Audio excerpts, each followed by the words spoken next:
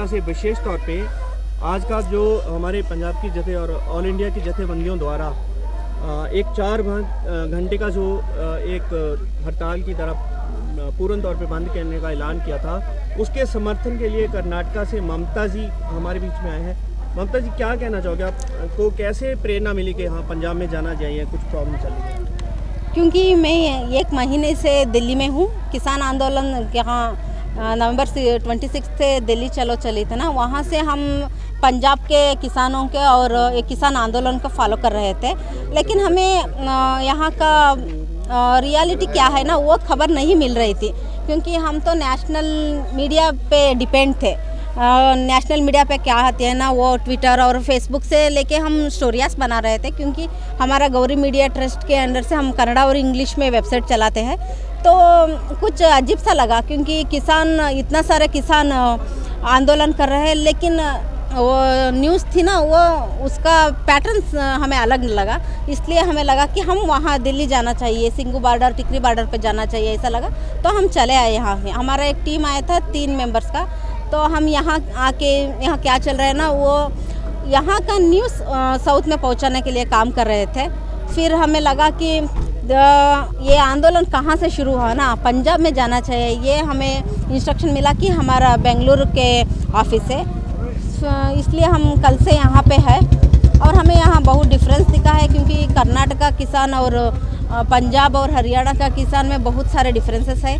Because of में भी MSP और APMC भी मेन रीज़न होगी, क्योंकि यहाँ मिलता है ना, वो उस तरह की MSP हमें हमारे वो राज्य में नहीं मिलती है। वहाँ इतना जानकारी भी नहीं है कि कौन सा फसल पे कितना MSP है, वो सब नहीं पता है। तो इसलिए यहाँ और वहाँ का आर्थिक परिस्थिति, इकोनॉमिक स्टेटस क्या है, वो बहुत अलग है। तो उसे लगा, इसलिए हम पंजाब आए हैं, यहाँ पे क्या क्या चल रहा है वो देखने के लिए। क्या लगता है आपको, यहाँ का जो आपने देखा है किसानों का संघर्ष बड़े ज़ोरों से चल रहा है, जो आपके कर्नाटका के जो किसान आप बता रहे हैं बहुत गरीब हैं, तो उनको सब के बारे में जानकारी नहीं है। क्या लगता है आपको, इधर का जो देख के उनको सबको पता चल सकता है, अभी वो जाग जाएंगे? हाँ, जागे तो है, क्योंकि वहाँ से भी नवंबर 26 से वहाँ पे भी आंदोलन चल रही है, लेकिन उसका प्रभाव है ना इतना ज़्यादा नहीं है। यहाँ तरफ 2 लाख 3 लाख लोग वहाँ पे नहीं बैठ सकते हैं, क्योंकि घर बहुत दूर है। बेंगलुरु पे आकर वो एक जगह इकट्ठे हो नहीं सकते हैं, क्योंकि वहाँ का यहाँ लंगर का कॉन्सेप्ट है। मेनली अब प्रोटेस्ट कर सकते हैं, इतना लाख साइज में लक्षा क्या बोलते हैं, हाँ, इतना सारे लोग एक जगह इकट्ठे होते हैं, तो उनका फूड का फैसिलिटीज़ होना चाहिए। लेकिन कर्नाटक में ये सब बहुत डिफिकल्ट है। उनकी जो आवाज़ को जो उठाने वाला कोई नहीं है उसका, वो तो बहुत है। वहाँ पे भी किसान संगठन है, समिति है, वो सब कर रही है, लेकिन आप नहीं कंपेयर नहीं कर सकते हो यहाँ का, क्योंकि ये ग्रीन रेवोल्यूशन का हिस्सा है। पंजाब, हरियाणा, वेस्ट यूपी है ना, ये ग्रीन रेवोल्यूशन का हिस्सा है। इनको ये किस लेवल पे पहुंचा है ना, कर्नाटक अभी उस लेवल का आधा भी नहीं पहुंचा है। तो इसलिए हम कंपेयर नहीं कर सकते हैं वहाँ का किसानों का और यहाँ का किसानों को। लेकिन वहाँ पे भी एक कानून क्या है, केंद्र सरकार ने एक कानून बनाया है ना, उसके बारे में पता है। थोड़ा मोटा वहाँ पर भी चल रहा है। एक स्टेज है बेंगलुरु में मौर्य सर्कल पे, वहाँ पे भी 2-3 महीने से भी वहाँ पर भी आंदोलन चल रहा है, लेकिन किसान थोड़ा कम है। वही फ़र्क है यहाँ और वहाँ पे। मुझे संदेश देना ज़रूरी नहीं लगता है, क्योंकि किसानों वो तो ऑलरेडी संदेश दे चुके हैं कि काले कानून रद्द होने के बाद ही वो वहाँ पे क्या दिल्ली का बॉर्डर से उठेंगे और काले कानून वापसी हो तो घर वापसी, ये तो स्लोगन बन चुके हैं अभी। मुझे लगता है कि मुझे कोई संदेश नहीं देना चाहिए, क्योंकि वो किसान हमें संदेश देने का ताकत ही किसान देते हैं, तो हम किसानों के संदेश देने वाले नहीं है। क्या लगता है मैम, सरकार झुकेगी, मानेगी, कानून वापस लेगी?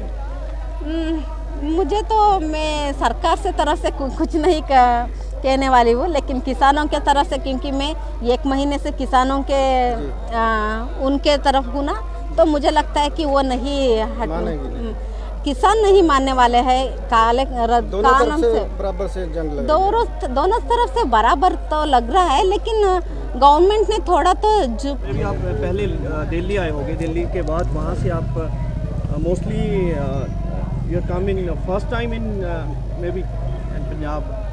हाँ, मैं पहली बार पंजाब आ चुकी हूँ How do you क्योंकि feel here?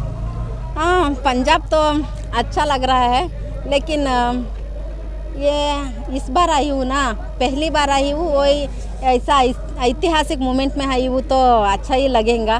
क्योंकि दिल्ली में थी 1 महीने से, तो वहाँ भी सब पंजाब हरियाणा का लोग ही थे। यहाँ आएंगी तो डिफरेंस नहीं लग रहा है, लेकिन यहाँ खेती ज़्यादा दिख रही है, वहाँ पे बिल्डिंग ज़्यादा दिख रहा था। कैसा लोगों ने ट्रीट किया आपके साथ? मतलब आप अकेले एक लड़की हो, फिर भी आप मुझे नहीं लगा कि ये किसी और राज्य है, क्योंकि सब मेरे चाचा बाबूजी लग रहे हैं। इतना प्यार दिया है ना पंजाब का लोगों ने, वो नहीं कह सकती हूँ, क्योंकि आप हमारा वेबसाइट पे जाके पढ़ना चाहिए, क्योंकि मैं इतना स्टोरीज लिख दी हूँ कि उनके बारे में, वो इतना प्यार दिया है मुझे, यहाँ से जाने की ही मन नहीं है मेरा। गणतंत्र दिवस को आप 26 जनवरी को किस नजरिए से देख रहे हो आप? According to you? उस दिन मैंने सिंगू पे थी, एक्चुअली उस दिन मैं लाल किला चली गई थी, क्योंकि हमारा ट्रैक्टर जा रही थी, तो 2 बंदे ने आके बताया कि अब हम रूट मैप चेंज हुई है कि आप लाल किला जाना ही है, ऐसा बोले कि हमारा ट्रैक्टर भी लाल किला चले गई थी।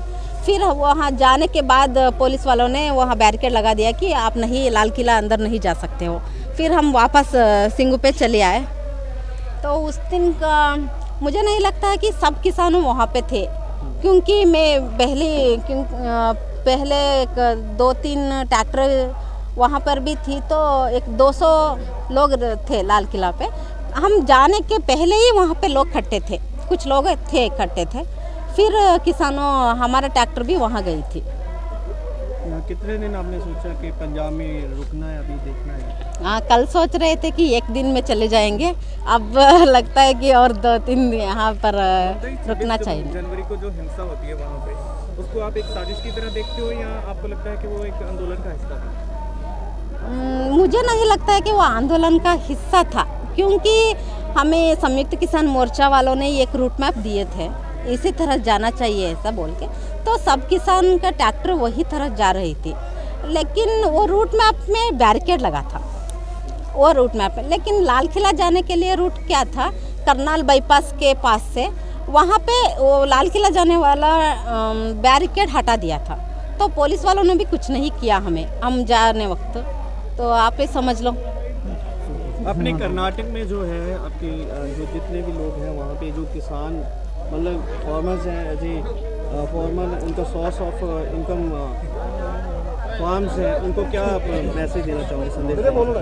कर्नाटक में बहुत सारे किसान फार्मिंग के ऊपर डिपेंडेड है, लेकिन घर में कोई तो 1 और 2 बंदे बाहर काम करते रहते हैं, क्योंकि वहाँ पे इतना ज़्यादा MSP नहीं है। APMC मंडियों का हाल उतना अच्छी भी नहीं है, तो प्राइवेट में भेज देते हैं, और घर के यूज़ के लिए वहाँ ज़्यादा डिपेंडेड है। So we can't compare to Punjab किसान और कर्नाटक का फार्मर। वहाँ पे लोगों में जागरूकता आ रही है, आपको क्या लग रहा है? हाँ, वो तो बहुत ज़्यादा जागरूक हो गए हैं, कानूनों के बारे में पूछना शुरू किया है, गवर्नमेंट से पूछ रहे हैं क्या हो रहा है ये सब। क्यों वहाँ पर भी आपको पता है कि बीजेपी गवर्नमेंट है।